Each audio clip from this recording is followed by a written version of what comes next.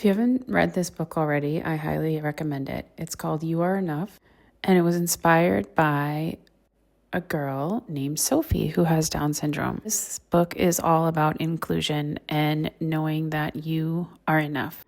In the beginning, Sophie introduced herself and talks about how she has Down syndrome and where she's from. She's from Ukraine. She was adopted and brought to the US. And just mentions that because she has Down syndrome, she looks a little different and learns different, but that we're all different and unique. And talks about how it's great to be unique, and if everyone was the same, then this life and this world would be boring, which is very true. She discusses how sometimes it might feel like you're alone because you're different, but not to worry because we're all in this together. People who are really your friends will like you for who you are.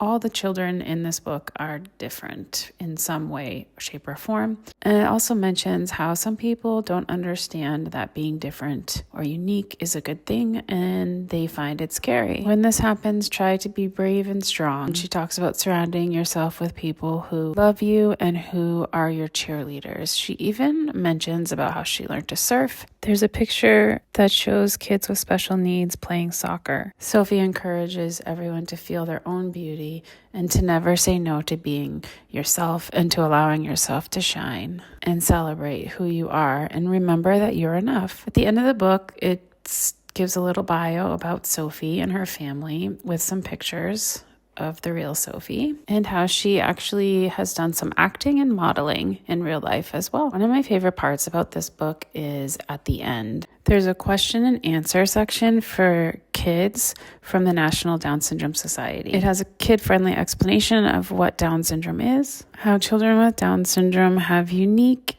and exciting and interesting personalities just like other children. They love to have fun like other children.